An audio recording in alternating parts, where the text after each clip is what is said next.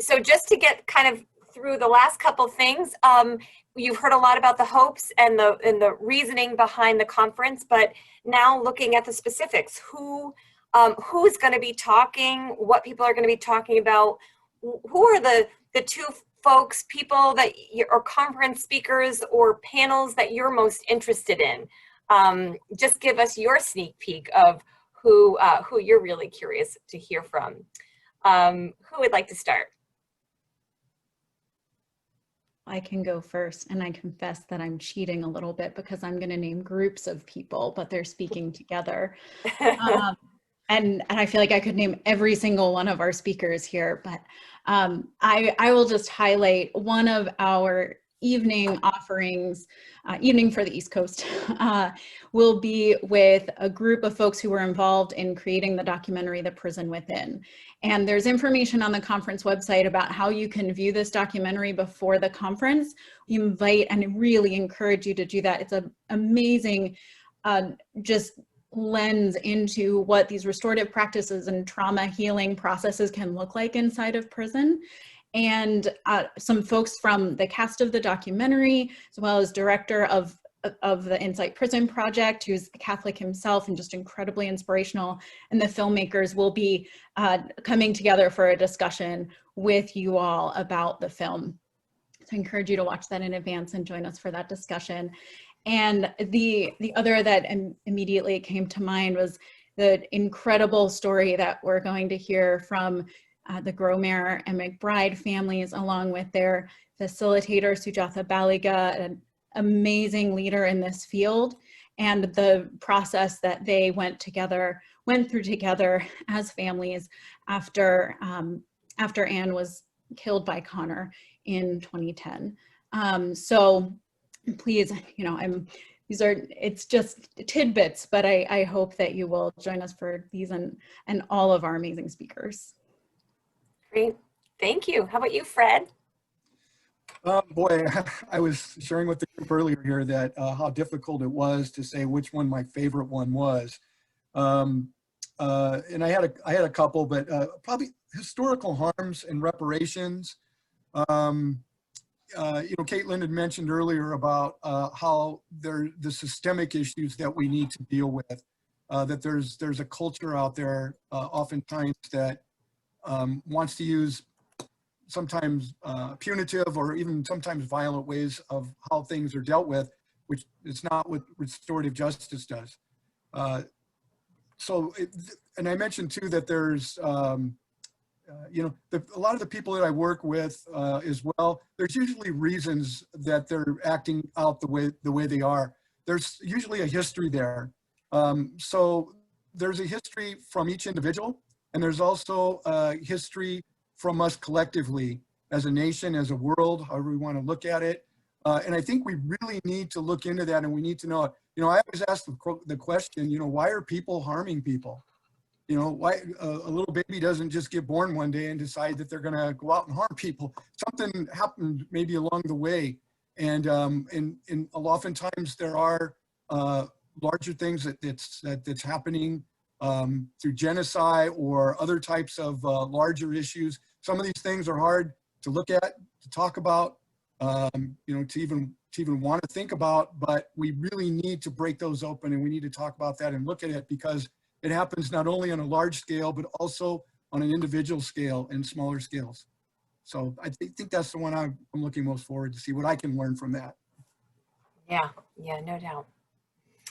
Sean, how about you? Well, it's similar, Fred. It's a tough one. I think this is an all-star kind of lineup. There are just some really amazing, not just from the keynotes, but the individual workshops are also just really impressive and cut across a number of different contexts. I want to build on what Fred was sharing, which is, for some of you will know about the tension in the restorative justice movement, where we become more focused on individuals and single incidents, and we don't often lift up the systemic and the historical trauma that is continuing to occur.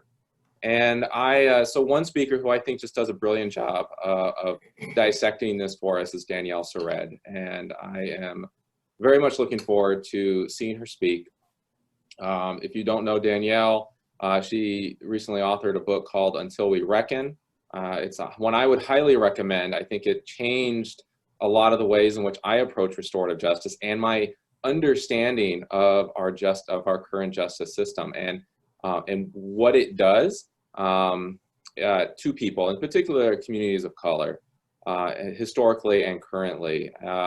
I think, so we have a certificate program in restorative justice here at the University of San Diego, and that is a core text that we use. And even if students are not working in the criminal justice system, to understand that system and how restorative justice can help intervene in that system and create change at the systemic level, which is something as practitioners of restorative justice, we need to continually be mindful of.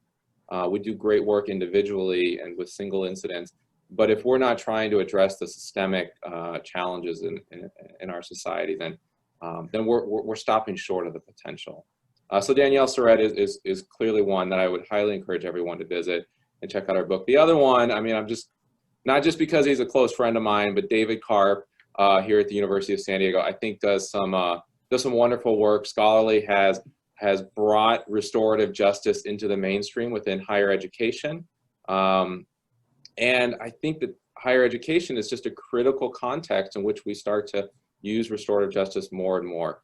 Because I believe that the students in higher ed are leaders of tomorrow. And if we can start to expose them to restorative justice principles and values while they're in college or in university, then when they leave, they're more likely to experience the world, to engage the world restoratively. And I think that's one of core to my mission as an educator, is to do that kind of work. And I think David speaks well to that current movement and why it's important in the broader movement of restorative justice.